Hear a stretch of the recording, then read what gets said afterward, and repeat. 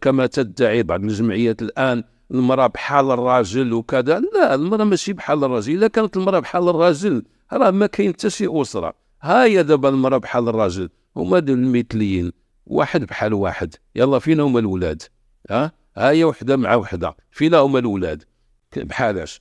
أولا الرجل لم تعد له الرجولة، القوامة وديك الرجولة اللي كنا كنشوفوا والله ما أصبحت أراها الآن إلا في الديوك، إلا في الفرارج ملي كنمشي للعروبية. لهاد الدرجة بصل؟ نعم يا أخي الكريم، كنمشي غادي تلقى وجاء من أقصى المدينة رجل يسعى، كتلقى راجل هنا وراجل هنا وراجل هنا وصافي. أما الرجولة انعدمت. شوف يا أخي، لا نقول كما تدعي بعض الجمعيات الآن المرأة بحال الراجل وكذا. لا، المرأة ماشي بحال الراجل. إذا كانت المرأة بحال الراجل راه ما كاين حتى شي أسرة. هاهي دابا المرأة بحال الراجل، هما دول المثليين، واحد بحال واحد. يلا فينا هما الولاد؟ هاهي وحدة مع وحدة، فينا هما الولاد؟ لا بد أن يكون هناك رجل وأن تكون هناك امرأة، وهذا هو الواقع. دابا نشوفوا حنا كاع المؤسسات ونشوفوا كاع الشركات ونشوفوا كاع الإدارات، كتلقى مسؤول عندها هرم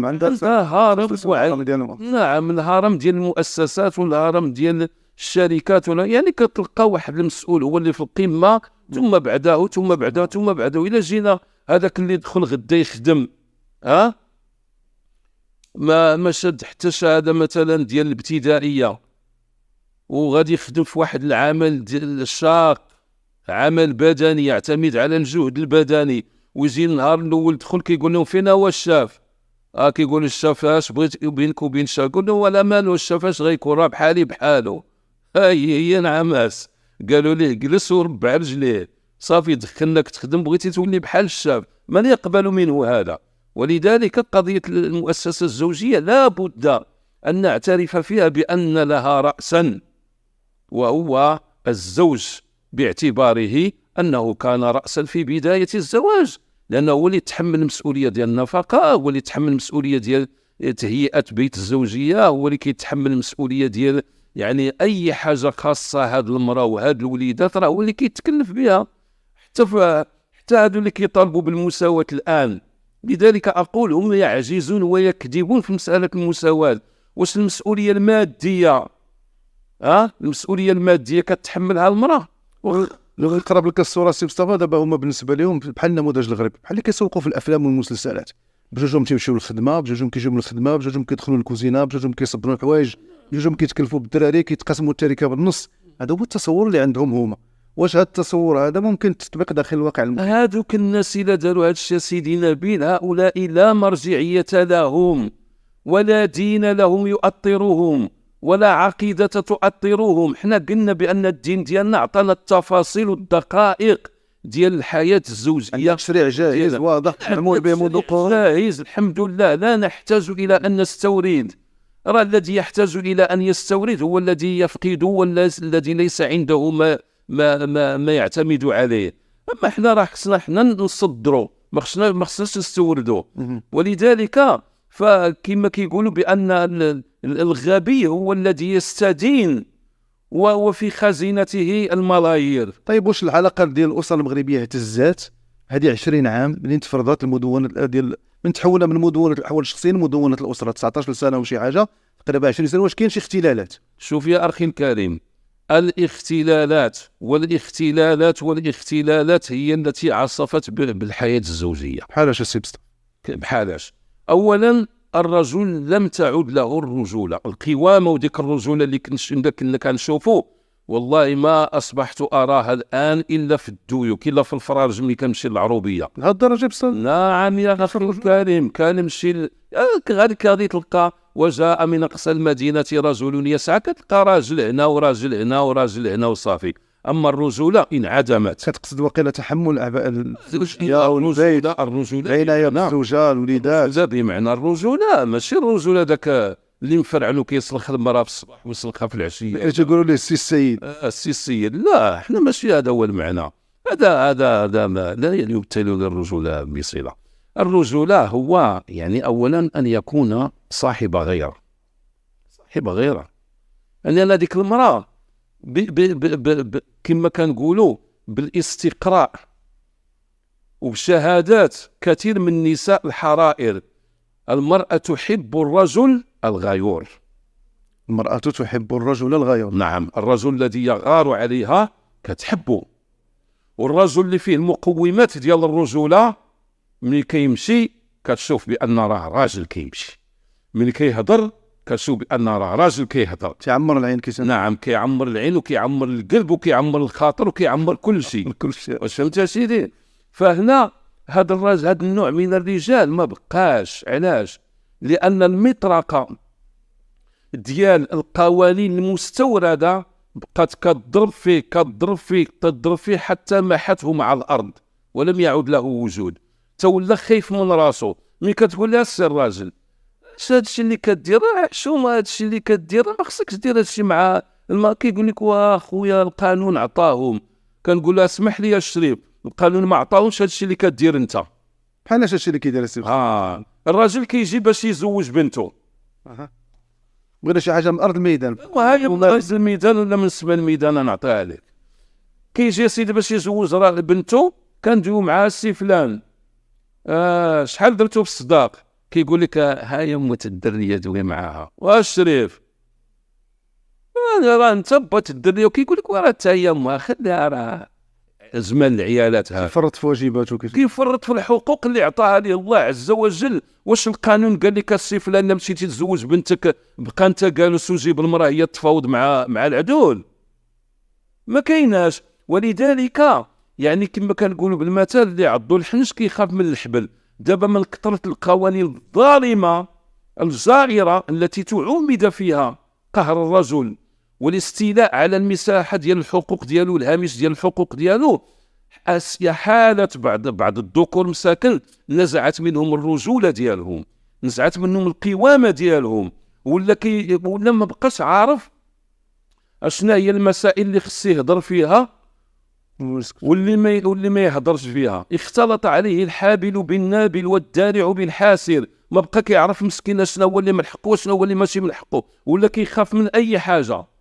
ملي كتقول لها اجي تصور يا اخي جا الشاب يتزوج، منين كنسولوه كنقول له السي فلان شحال وليدي درتو في الصداق؟ كتنقص اختو كتقول لك درنا كذا ما كذا. كنقول لها الشريف الله يجازيك بخير، انت اش كتجي لهذا السيد؟ كتقول لي اختو. كنقول لها الشريف انا غنكتب عليه هو على هذيك السيده، ما غاديش نكتب عليك انت الله يرضي عليك نسمع انا من هذا السيد لان هو اللي غنكتب عليه. دابا نتوما الاصل في المهنه ديالكم ملي كتمشيو تكتبوا عقد زواج اللي خصو يتكلم هو الاب ديال البنت مع الاب ديال مع الزوج والزوجه والاب ديال البنت. كل واحد كنوجهوا ليه الاسئله اللي خصها توجه ليه اطار المهنه. فمنين كتنقز الام ديال البنت ولا تيبان لكم داكشي راه ما هوش في البيت، ملي كسميتو كندخلوا باش نرجعوا امور الى نصابها. لان ما نخليوش القضيه واش انت فرطتي في الرجوله حتى حنا نمشيو معاك في السياق. فيعني تزعزعات الوضعيه ديال البيت الاسري من ان هذا راه كاين رئيس وكاين اب وكاين رجل يجب ان يوضع في محله. طيب في الشق المالي ما غاديش نعبدوه. الشق المالي الاختلالات اللي نتوما رصدتوها في الحياه بناتي ما غاديش نعبدو حنا هذا الرجل لا غادي نقدسوه ولا نسجدوا ليه ولا نركعوا ليه. ولكن المراه المسلمه تعلم بان الله سبحانه وتعالى اعطاه حقوق لا بد ان تحترمها هذه المراه، وان الرجل تو كيعلم بان الله عز وجل اعطى هذه المراه حقوق يجب ان يحترمها. من المظاهر ديال ترغيم الرجوله ديال الرجل ويعني نزع هذه القيمه اللي اعطاها لي الله سبحانه وتعالى، ان القانون يبيح للمراه انها تدير الجواز ديال السفر، علما بان في القديم كان بالموافقه ديال الزوج. ما بقاش دابا الموافقه ابدا. وتاخذ التاشيره، هو راه خدام وهي موراه خدامه. واحد النهار كتصل به من برا، وهذه وقعات واقعه حكاها لي واحد السيد مسؤول من الوقائع اللي طرات في واحد السيد نهار الجمعه في العشيه، هو مبلي بالصيد كيصيد. الجمعه في العشيه طونوبيلتو الرفقه ديالو المسائل تاعو كيخرج خارج الدار البيضاء باش يصيد، كيجلس السبت لحد في العشيه كيجي. واحد النهار جا لحد في العشيه،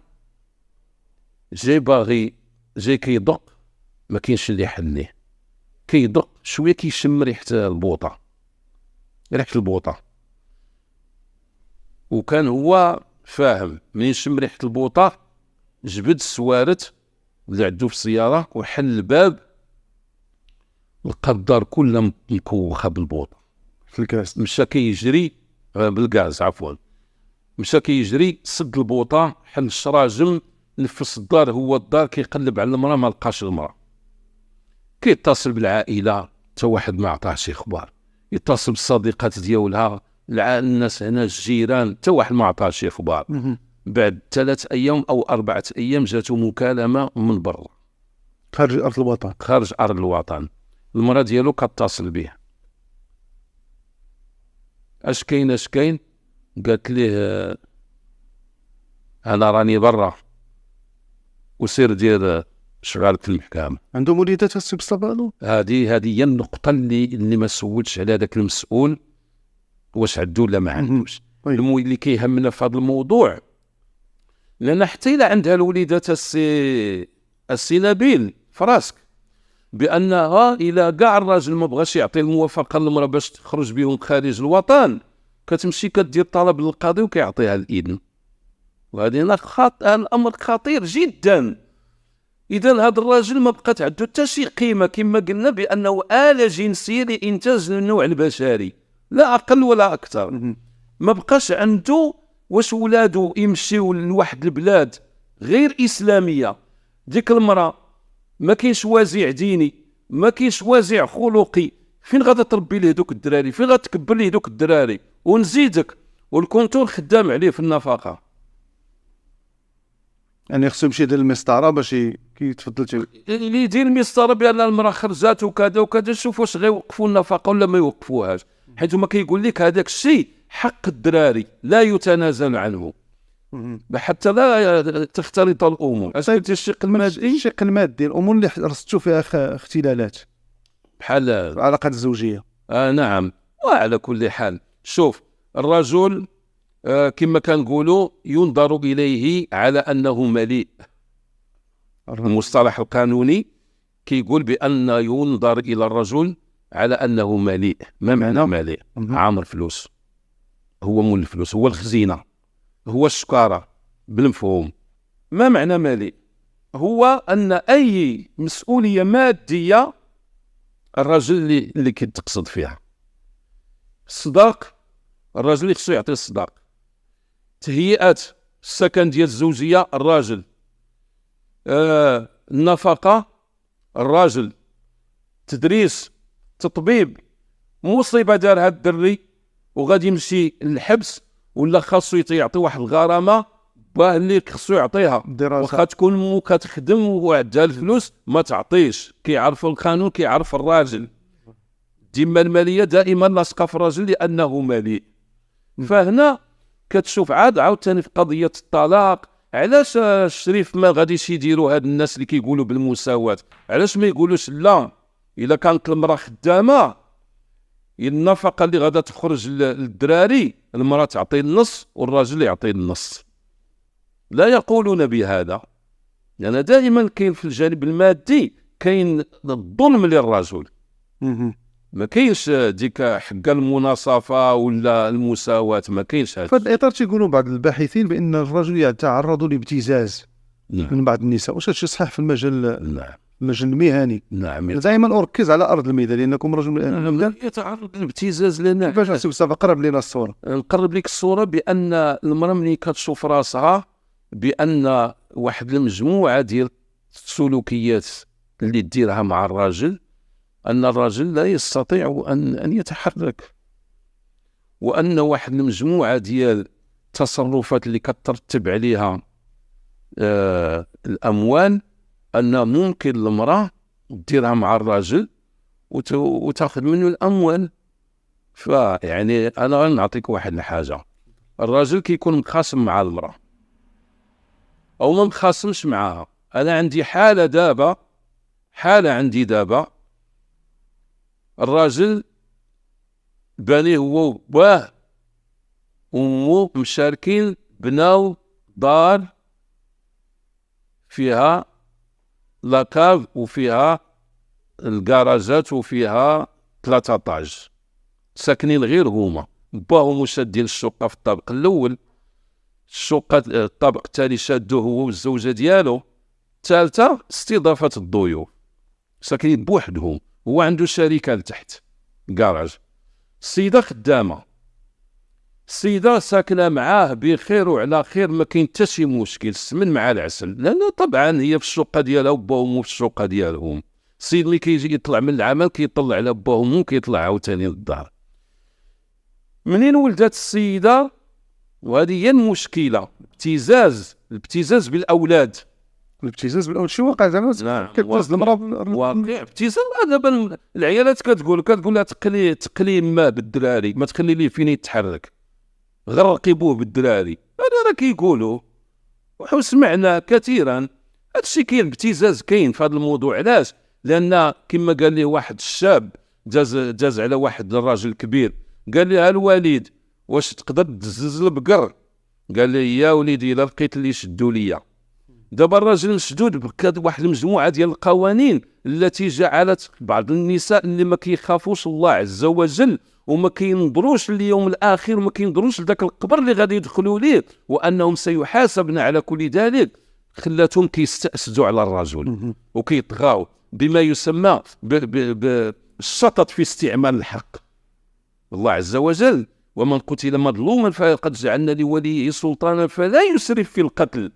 راه انت اعطاك الله واحد الحق ان تقيم الحد بالولي وبالسلطان، ان تقيم الحد على هذا الانسان، ولكن مشيت عاوتاني تقول لهم لا وقطعوا لي رجل اليمنى وقطعوا لي رجل اليسرى باش يلا نبرد غدايدها الشريف. الشرع عطاك واحد الحق ما خصكش تتجاوزو. طيب عودا للحاله اللي كنتي كتعاود لنا ديال يا سيدي الشقه، منين الدريه دارت واحد العامين السيده هزات بنتها ومشات في حالاتها، غدرات بيت الزوجيه. غادرات بيت الزوجيه. علاش؟ جينا قضيه الابتزاز.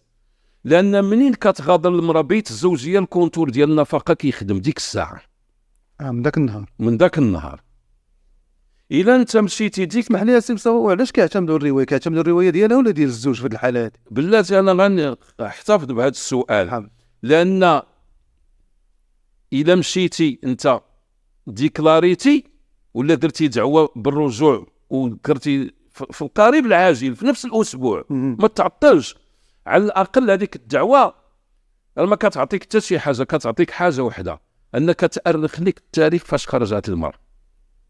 لان هي المراه، هذا هو الجواب ديال السؤال ديالك، المراه كلامها لا يرد، كلامها لا يناقش من القاضي، من كاع المنظومه ديال هذا الشيء ديال المدونات الاسره. المراه كلامها لا يناقش، كلامها لا يكذب، كلامها لا يرد.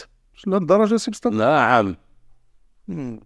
فهنا الا قالت لهم المراه 8 شهور وانا خارجه، وما كتقولش لهم خارجه، 8 شهور هو جاري عليا، 8 شهور هو معذبني، وتلوح الباطل على امه وتلوح الباطل على باه وانت غادي. اشنو كيلقى الراجل الا كان هو اللي لقى اللي فهمو، منين كتخرج ذاك النهار الغد ليه يشد محامي ويدير دعوه بالرجوع لبيت الزوجيه. الا قال لي خلات تقنع على راسها وترجع راسها، هي عارفه الكونتور ديال النفقه خدام، كتسكات عليك حتى هي، كتخليك واحد 10 شهور، واحد العام، واحد عام ونص، وما كتبغيش ترجع، واخا يمشيو الناس كتصيفط الناس ما كتبغيش ترجع. النهار اللي كتبغي توقف انت معاه على المعقول كتلقى راسك بانك كتسالك 1.5 مليون ولا 2 المليون ديالاش ديال النفقه. هاد الناس هادي بلا اللي غيحكموا لها في الطار، هادي من غير هادي النفقه اللي ترتبات بالذمه ديالك من خروج المراه. واش فهمتي؟ علاش دابا هنا المراه كتبتز الراجل بهذه الطريقه وحتى القانون غادي معاها. القانون خصو يكون هنا يكون منطقي، يقول اسمح لي يا المراه، الراجل ماشي هو اللي خرجك وعنده الشهود بانك انت اللي خرجتي، وما يمكنش انك انت غادي تبتزي هذا الراجل لان عرفتي راسك تاخذي النفقه وتهزي ولادك وتخرجي وتخلي ليه البيت الزوجيه وتعذبيه في حياته نفسيا وجسديا وكذا، وفي الاخر تجي تاخذي ديك الحصيصه ديال 2 المليون ولا 2.5 ديال النفقه. واش فهمتي؟ هنا يتم ابتزاز الرجل. دابا السي مصطفى واخا ترجع للبيت الزوجي تيبقى لها النفقه، واخا الا خلاك الكونتور، الا خلات الملف محلول كتبقى كاينه كاع اللي كتراجع معاه والراجل ما كيكونش عارف وكتخلي الملف محلول. النهار يوقع شي مشكل بينه وبينها كتمشي عاوتاني وكترفع دعوه بالنفقه على ديك المده اللي تجمعات اللي ما عطاهاش عاوتاني، وكيبقى دائما يعطيها. ومشكله دابا مع من غادي تهضر، اللي غادي تقول لها سيدي راه المراه هي اللي تعمدت دير هذا السلوك لانها عرفت بانها غادا تاخذ الفلوس. كيقول لك هكذا القانون. هذه من صور الابتزاز المالي، من صور الابتزاز المالي، وكاينه صور. كاين صور فهنا بحال مثلا السي مصطفى، نعم، بحال شي صور اخرى مثلا في قضيه بحال دابا المراه كتمشي لدارهم وهي حامل. ديك المتابعه الطبيه اللي ما عمر كانت كدير في حياتها، مشات فتحات دفتر ديال المتابعه الطبيه وفي الكلينيك نعاماس، ومنين تبغي تولد لك في الكلينيك، وكل شيء محسوب على الراجل. تفاهمنا سيدي؟ وزيد المدرسه مثلا، المدرسه هي تقدر تبغي تنقل ولادها لمدرسه اخرى اللي زايده شويه في الثمن، وإلا شافوا بانك عندك القدره باش تخلصها خصك تخلصها. هي تاخذ القرار، هي تتحمل التبعات الماليه. نعم.